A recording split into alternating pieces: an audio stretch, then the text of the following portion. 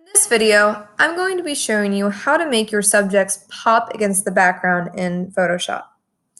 So sometimes you may have people in your picture that just don't stand out quite against the background as much as you'd like to. If you look at my picture here, I've got two beautiful subjects for prom, but your eye is probably drawn to that really pretty sky background that's back there. Love the sky, but that's not what I want the focus of my picture to be. I want it to be on the people.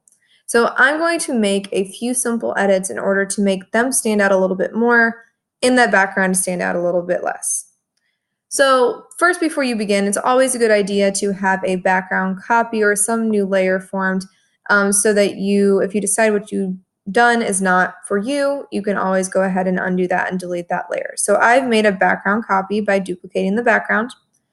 And my first step I'm going to take is to select my people. So you can do this through a quick selection tool, which is what I prefer. It's over here on the left side at the fourth one down.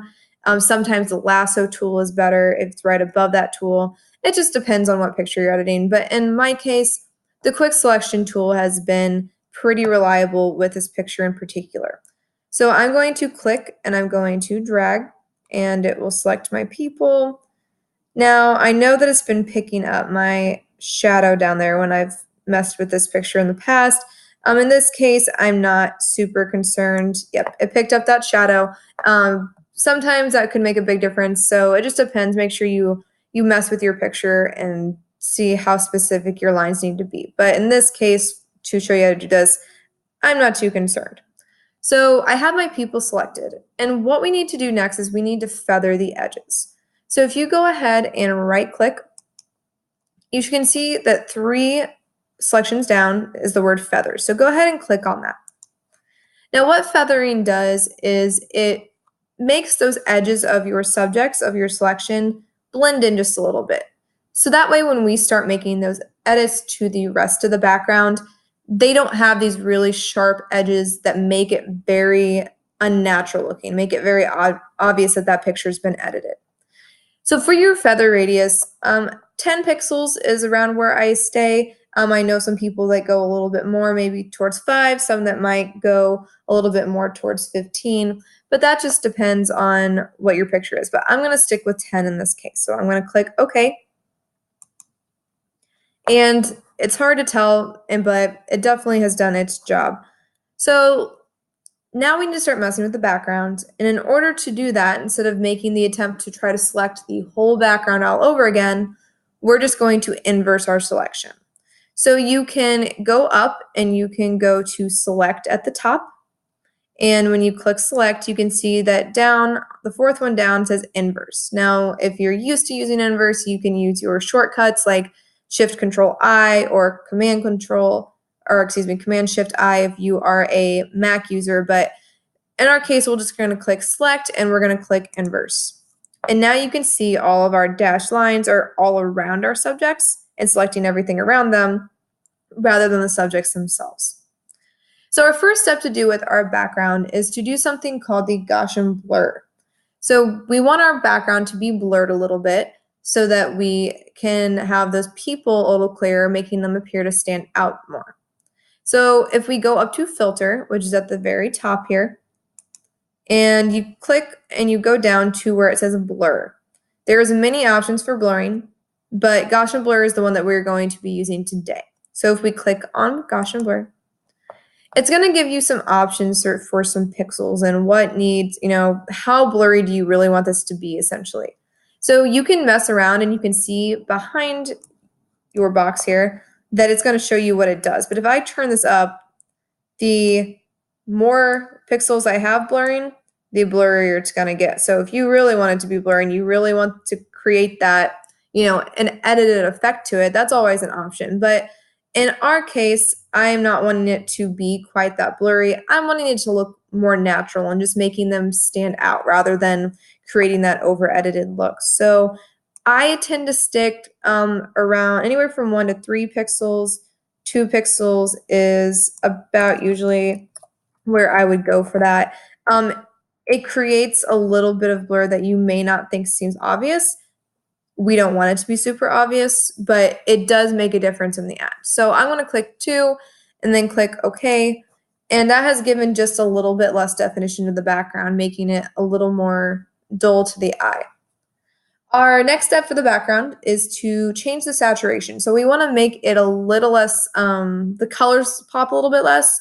So we're going to bring that saturation down. So if you go up to image and you click and you see adjustments here, it's going to bring out your box and you have hue and saturation. So click on that. And what I would typically do would be take it down, and again, depending on your picture, somewhere between -10 and -30. So I sometimes like to just stick with middle, just depending. You can obviously experiment and see what you want it to look like, but I'm going to go around -20 area, maybe a little bit more, and play with it, see what you like, but that's what I'm going to stick with. So -22 is where I'm going and just pressing OK. All right, so we have messed with our people, we have messed with our background. Now we have just one last step to add that little bit of oomph to the picture. So this time we're going to add a vignette. So we are going to go up again to our filter. And you can see down here, there's something called lens correction. So we're going to go ahead and click on that.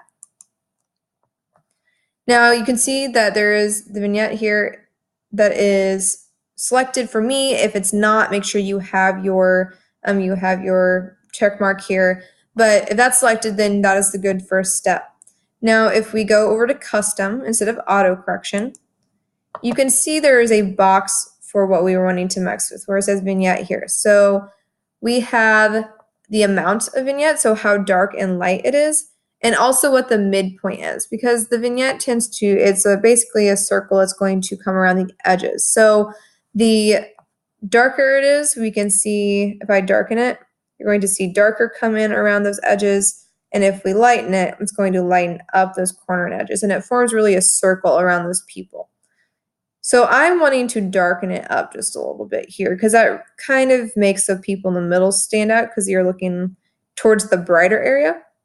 Now I don't want to make it look too crazy, but I'm going to drop it about there.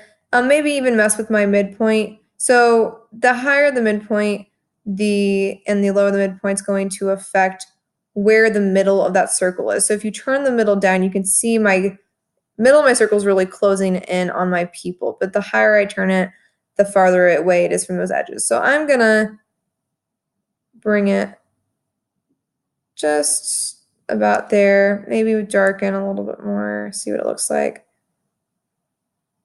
Leave it about there. But again, that's all about your preference, what you want your edit to look like. But those are things that you can mess with to help with that vignette. But I'm calling mine good, so I'm going to press OK, and it applies that edit. And now I'm going to go ahead and right click and deselect, and I have my picture. So you can see I'm going to make my background copy not visible so we can see the before and after, but we have before, beautiful sky, beautiful picture, subjects just don't quite pop, and then after. Now they really stand out against that background, and your focus is definitely more on our people than on the background. So those are just a few easy steps that you can take to make those people pop inside of your picture.